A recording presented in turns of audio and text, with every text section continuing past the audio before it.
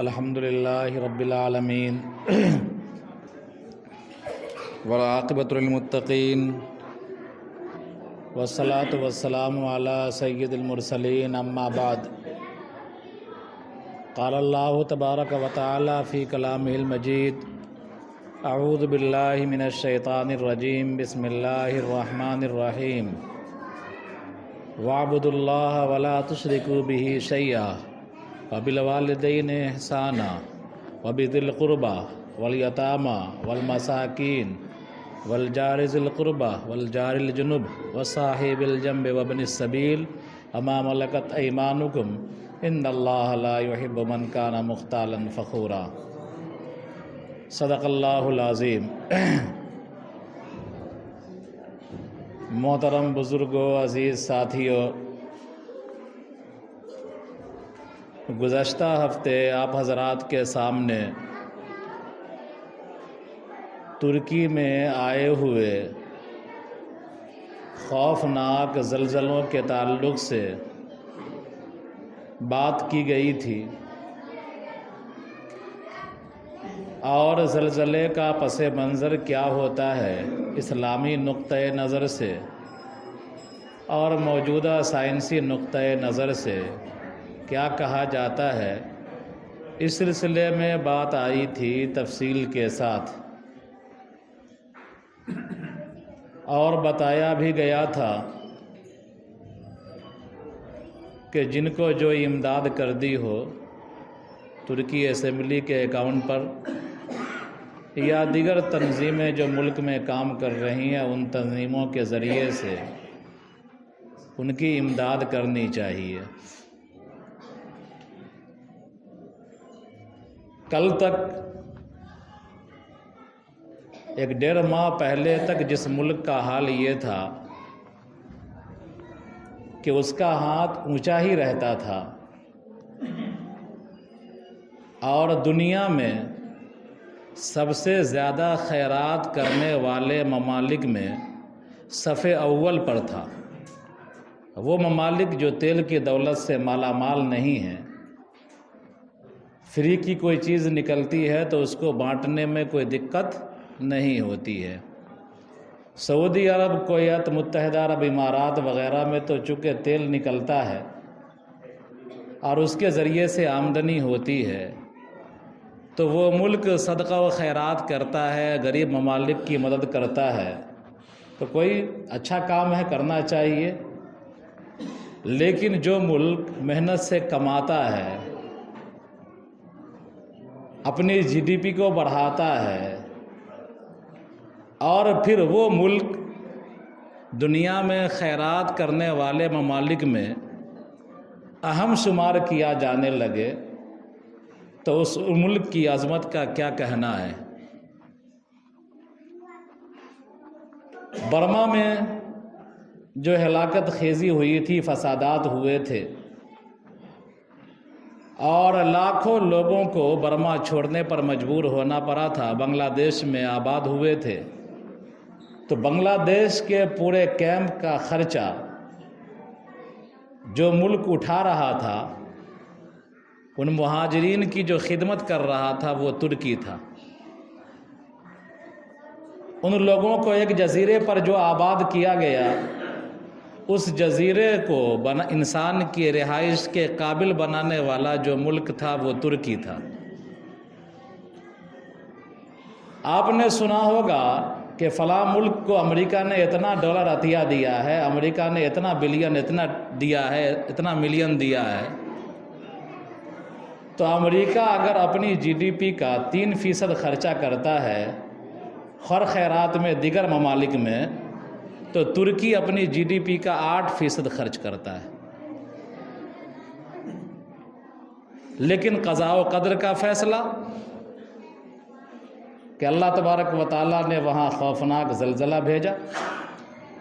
ان کے لیے آزمائش کی گھڑی ہے۔ ہم ہندوستانیوں کا ترکی سے رشتہ بڑا قدیم ہے، اور ہمارے جو بزرگان دین ہیں، شیخ مجدد الفسانی رحمۃ اللہ علیہ،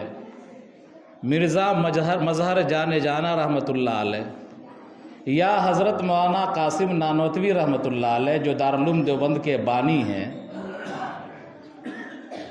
حضرت مجدد الف ثانی رحمۃ اللہ علیہ نے جس انداز سے ہندوستان میں اس وقت کی حکومت اور حکومت میں بیٹھے ہوئے لوگوں کی اصلاح کی تھی کہ جس دور میں غیر مسلموں کو عزت دیا جاتا تھا اور مسلمان ہی اپنے مسلمانوں کو ذلیل کیا کرتا تھا، یہ حال تھا، اس دور میں مجدد الف ثانی رحمۃ اللہ علیہ نے احیاء اسلام کی تحریک شروع کی جن کا مزار سرہند میں واقع ہے۔ تو ان کی تحریک کو قبولیت ملی اور اللہ تبارک و تعالیٰ نے ان کے ذریعے سے بادشاہوں کی اصلاح کی، بادشاہ میں بیٹھے ہوئے لوگوں کی اصلاح کی اور خلق خدا کو بڑا فائدہ پہنچا، اس لیے ان کو کہا جاتا ہے مجدد الف ثانی۔ کیا مطلب؟ یعنی دوسرے 1000 سال کا، پہلا 1000 سال 1000 سال اور دوسرے 1000ویں سال کے یہ مجدد ہوئے، ان کے ذریعے سے اللہ تعالیٰ نے ہندوستان میں اسلام کو، دین کو زندہ کیا۔ تو مجدد الف ثانی رحمۃ اللہ علیہ اور مرزا مظہر جان جانا رحمۃ اللہ علیہ کے ایک شاگرد تھے، جن شاگرد کے ذریعے سے کردستان کے لوگوں میں دین کو فروغ حاصل ہوا اور کردستان کے لوگ اسلام کو اپنی زندگی میں داخل کرنا شروع کیے، اور اس وقت کردستان ترکی کا حصہ تھا۔ اب کردستان تو کچھ عراق میں ہے اور کچھ ترکی میں ہے، اب تو وہ لوگ الگ ملک کی مانگ کر رہے ہیں۔ انہی کی پیداوار میں سے، انہی لوگوں کے ذریعے سے جو کام ہوا ہے وہاں انہی کی پیداوار میں سے علامہ سعید نورسی ہیں، نجم الدین اربکان ہے جو حافظ رجب طیب اردگان کے استاذ ہیں، بدیع الزماں افندی ہیں، یہ بڑے بڑے علماء وہاں ہیں اور ان کا ہندوستان کے علماؤں سے بڑا مضبوط رشتہ ہے۔ مجھے یاد آتا ہے بلقان کی جنگ ہو رہی تھی، ترکی کو جنگ میں گھسیٹ دیا گیا تھا۔ عالمی استعماری طاقتیں کسی ملک کے چاہے بغیر بھی ایسے حالات پیدا کر دیتی ہیں کہ اس ملک کو جنگ میں کودنا پڑتا ہے۔ یہی حال ترکی کے ساتھ ہوا تھا۔ تو بلقان کی جنگ ہو رہی تھی، تو ترکی کے جو مجاہدین اور جو فوجی زخمی ہو رہے تھے، مجروحین ہو رہے تھے، تو اس ٹائم میں دارالعلوم دیوبند نے ان مجروحین کی امداد کے لیے باضابطہ دارالعلوم دیوبند کے تعلیم کو روک دیا تھا 1 2 دن 3 دن کے لیے، اور دارالعلوم کا اس زمانے کا جو بجٹ تھا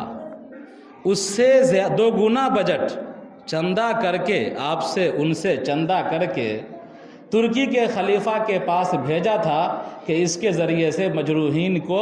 کی امداد کی جائے، ان کا علاج و معالجہ کیا جائے۔ ترکی خلافت مقروض ہو گئی تھی اس وقت۔ اس کے شکرانے میں جب یہ بادشاہ کی نگاہ میں تو مختصر، لیکن ان کے بس میں جتنا ہوا انہوں نے دارالعلوم کے بجٹ کا 2 گنا، اگر مدرسہ عرفیہ کا 15-16 لاکھ کا بجٹ ہے تو گویا کہ 2 گنا 30 لاکھ کا بجٹ سالانہ، تو اس زمانے کا جو سالانہ بجٹ تھا اس کا 2 گنا چندہ کر کے ترکی کے بادشاہ کی خدمت میں بھیجا اپنے نمائندوں کے ذریعے سے۔ ترکی کے بادشاہ نے اس ہدیے کی رقم کو، چندے کی رقم کو سر آنکھوں لگایا، قبول کیا کہ ہمارے ہندوستانی بھائیوں نے ہماری مدد کی ہے۔ اس کے بعد چونکہ اتنا بڑا اونچا کام تھا کہ انہوں نے اس کام کو سراہتے ہوئے بدلے میں، ترکی کے حکمران نے بدلے میں نبی کریم صلی اللہ علیہ وسلم کا ایک جبہ ہے ترکی میں، ترکی کے میوزیم میں نبی کریم صلی اللہ علیہ وسلم کا پہنا ہوا جبہ ہے، تو اس جبے کو ایک باریک کپڑے میں لپیٹ کر رکھا جاتا ہے۔ تو جبہ تو وہیں رہتا ہے، لیکن کوئی اہم شخصیت، کوئی اہم کارناموں کے موقع پر ترکی کے بادشاہ اس جبے کا غلاف اتارتے تھے، ہٹاتے تھے، اور اس غلاف کو کسی اہم شخصیت کو یا کوئی اہم ملک کو یا کسی انسانی خدمت کے عوض ہدیے کے طور پر وہ جبے سے مس کیا ہوا کپڑا، لپیٹا ہوا غلاف وہ نکال کر کے دے دیا کرتے تھے. کسی کو تھوڑا، کسی کو 1 میٹر، کسی کو 2 میٹر، کسی کو 1 فٹ وہ کاٹ کر کے دے دیا کرتے تھے. تو ترکی کے بادشاہ نے اس جبے کو اوپر پڑا ہوا غلاف کپڑا اتارا اور اتارنے کے بعد دارالعلوم دیوبند کے وفد کو دے دیا ہدیے کے طور پر کہ اس کو اپنے یہاں رکھیے بطور تبرک کے. دارالعلوم دیوبند کے محاسبی دفتر ہے جہاں حساب و کتاب ہوتا ہے اور مالیات کو دیکھا جاتا ہے، وہاں ایک شیشے میں پیک کر کے اس رومال کو رکھا گیا ہے جو آج تک محفوظ ہے. وہ نبی کریم صلی اللہ علیہ وسلم کا جبہ نہیں، جبے کا کپڑا نہیں ہے، بلکہ اس جبے میں جو لپٹ کر کے رکھا جاتا ہے لپیٹ کر کے وہ کپڑا، گویا کہ جبے کا غلاف ہے جو دارالعلوم دیوبند میں موجود ہے. اور اس پر ایک لکھا ہوا ہے عربی شعر، ایک لکھا ہوا ہے نور الہدا نلنا بہی تکریما صلو علیہ وسلم تسلیما. میں نے پڑھا تھا، یاد آ رہا ہے.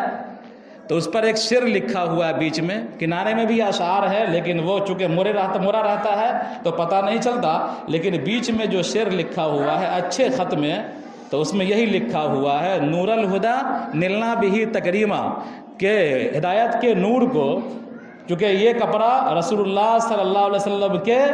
کپڑے سے سٹا ہوا ہے، تو ہدایت کے نور کو ہم نے عزت کے ساتھ وصول کیا اور لیا. صلو علیہ وسلم و تسلیما، اللہ کے رسول صلی اللہ علیہ وسلم پر درود ہو. بہرحال یہ ہمارا رشتہ ہے ان لوگوں سے، روحانی رشتہ بھی ہے، مذہبی رشتہ بھی ہے. ہم لوگ بھی احناف ہیں، وہ لوگ بھی احناف ہیں، اور دینی رشتہ بھی ہے، ہمارے بھائی بھائی ہیں. اس تعلق سے گزشتہ ہفتے کہا تھا. بہرحال